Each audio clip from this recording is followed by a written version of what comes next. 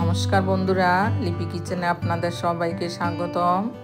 তো আমি আজকে একটি নতুন রেসিপি নিয়ে এসেছি, বাতাসি মাছের ঝোল। আপনারা এইভাবে বাড়িতে রান্না করে খেয়ে দেখবেন, খুব ভালো লাগে। রান্নাটা করাও খুব সহজ। তাহলে আমার পুরো ভিডিওটি দেখতে থাকুন। ভিডিওটি ভালো লাগলে চ্যানেলটি সাবস্ক্রাইব করার অনুরোধ রইল।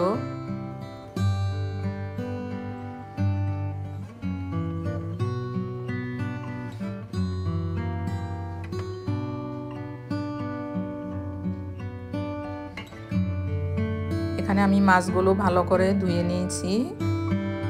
এখন নুন হলুদ মাখিয়ে নেব। এখানে 8খানা বাতাসি মাছ আছে। মাছগুলি নুন হলুদ মাখিয়ে নেব। এপিটে ওপিটে ভালো করে নুন হলুদ মাখিয়ে নেব। এটা বড় বাতাসি মাছ। বাতাসি মাছ ছোট হয়, বড় হয়। এখানে একটা কড়াই বসিয়ে দিয়েছি, তেল দিয়ে দিয়েছি পরিমাণ মতো। এখন মাছগুলো দিয়ে দেব। তেলের মধ্যে নুনটা দিলে তাহলে মাছটা ছিটবে কম। সবগুলো মাছ দিয়ে দিয়েছি। সবগুলো না, অর্ধেক দিয়ে দিয়েছি, অর্ধেকটা পরে ভেজে নেব। এক পিঠ ভাজা হয়ে গেছে, উল্টে দেব।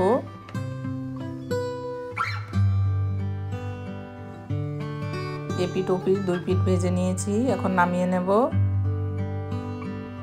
বাকি মাছগুলো এভাবে ভেজে নেব।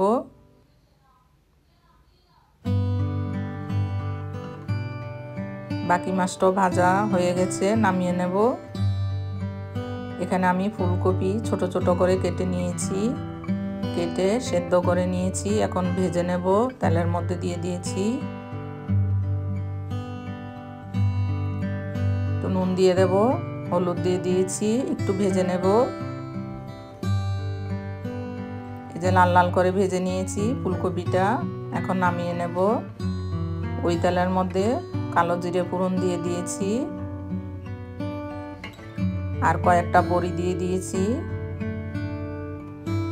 এখানে মূলো কেটে নিয়েছি, মূলাটা দিয়ে দেব। ভালো করে ধুয়ে নিয়েছি। মূলাটা একটু নাড়াচাড়া দিয়ে নেব। নুন হলুদ দিয়ে দেব। একটু নেড়ে চেড়ে তারপরে অল্প একটু জল দিয়ে দেব। মূলটা সিদ্ধ হবে, ওই জন্য ঢাকা দিয়ে রাখবো 2 মিনিট। 2 মিনিট হয়ে গেছে, জলটাও শুকিয়ে গেছে, মূলাটাও সিদ্ধ হয়ে গেছে। এখন কপিগুলো দিয়ে দেব, ভাজা কপিগুলো। মাছটা দিয়ে দেব উপর দিয়ে।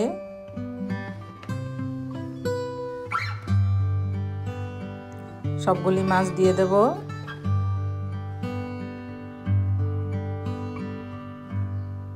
পরিমাণ মতো গরম জল দিয়ে দেব। ঝোলটা বেশি দেব না। আপনারা চাইলে জলটা কমিয়ে বাড়িয়েও দিতে পারেন। এই মাছটা রান্না করা খুবই সহজ। নুন দিয়ে দেবো আর একটু।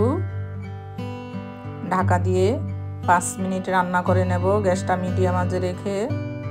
5 মিনিট হয়ে গেছে, মাছগুলি সব সেদ্ধ হয়ে গেছে।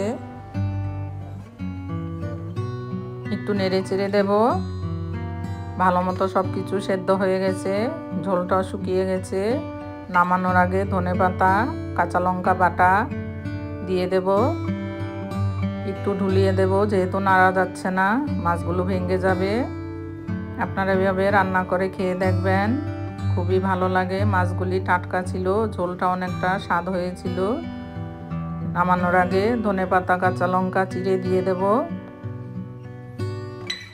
আমার পুরো ভিডিওটি দেখার জন্য ধন্যবাদ। ভিডিওটি ভালো লাগলে চ্যানেলটি সাবস্ক্রাইব করার অনুরোধ রইল।